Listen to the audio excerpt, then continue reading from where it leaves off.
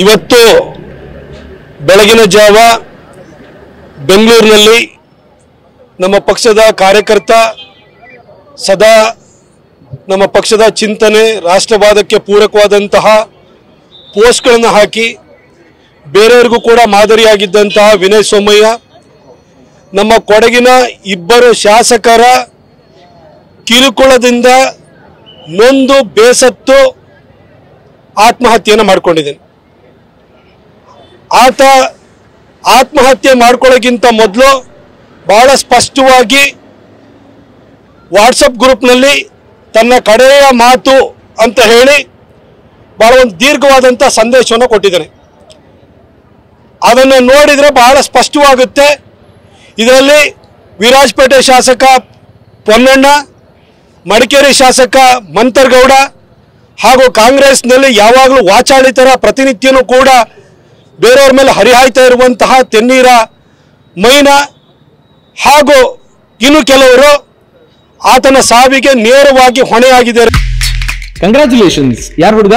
ಮದುವೆ ಅಲ್ಲ, business start ಮಾಡ್ತಾ ಇದ್ದೀನಿ. ಹೌದಾ? ಹೇಗೆ? Boss Vala. Boss Vala, B the boss ಅನ್ನೋದು ಸ್ಪಷ್ಟವಾಗಿದೆ.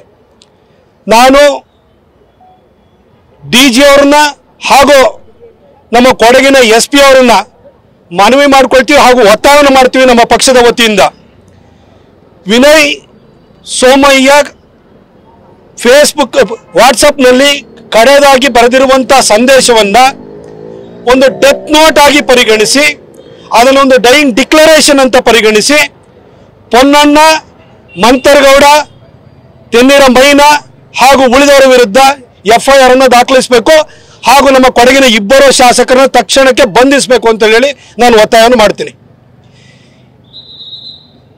ನಮ್ಮ ಇಬ್ಬರು ಶಾಸಕರು ಕಳೆದ 25 ವರ್ಷಗಳಿಂದ ಇದ್ದರು. ಅದು ಬೋಪಯ್ಯನವರು ಇರ್ಬೋದು, ಅಪ್ಪಚ್ಚು ರಂಜನ್ ಇರ್ಬೋದು. ಕಾಂಗ್ರೆಸ್ನ ಯಾವುದಾದ್ರೂ ಕೂಡ ಈ ಕಾರ್ಯಕರ್ತ ಈ ರೀತಿ ಕಿರುಕುಳಕ್ಕೆ ಒಳಗಾಗಿದ್ದು ಒಂದು ಉದಾಹರಣೆ ಇದೆಯಾ? ಅಥವಾ ನಮ್ಮ ಶಾಸಕರಿಂದ ಯಾರಾದ್ರೂ ಕೂಡ ಆತ್ಮಹತ್ಯೆ ಮಾಡಿಕೊಳ್ಳುವಂಥ ಪರಿಸ್ಥಿತಿ ಯಾವತ್ತಾರು ಬಂದಿತ್ತ?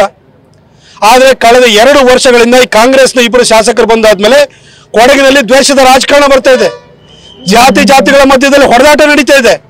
ಇವತ್ತು ನಮ್ಮ ಕಾರ್ಯಕರ್ತ ಅವನು ವಾಟ್ಸಪ್ ಅಲ್ಲಿ ಒಬ್ಬ ಅಡ್ಮಿನ್ ಅಷ್ಟೇನೆ. ಈ ಪೊಲೀಸ್ ಇಲಾಖೆ ಮತ್ತು ಇಲ್ಲಿನ SP ಅದು ಏನ್ ಮಾಡ್ತಿದ್ದಾರೆ, ಮಣ್ಣು ತಿಂತ ಇದಾರೆ ಅಂತ ನನಗೆ ಗೊತ್ತಿಲ್ಲ. ಯಾವ ಕಾರಣಕ್ಕೋಸ್ಕರವಾಗಿ ವಿನಯ್ ಸೋಮಯ್ಯ ಅವ್ರ ಮೇಲೆ ಈ ರೀತಿ ಪ್ರಕರಣವನ್ನು ದಾಖಲಿಸಿದ್ರೆ, ಅಡ್ಮಿನ್ ಅನ್ನೋ ಕಾರಣಕ್ಕೋಸ್ಕರ ದಾಖಲಿಸಿದ್ರ? ದಾಖಲಿಸಾದ ಮೇಲೆ ಅವನು ಯಾರೋ ಕಾನ್ಸ್ಟೇಬಲ್ ಕಾಲ್ ಮಾಡಿದ್ದಾನೆ, ಪದೇ ಕಾಲ್ ಮಾಡಿದ್ದಾನೆ.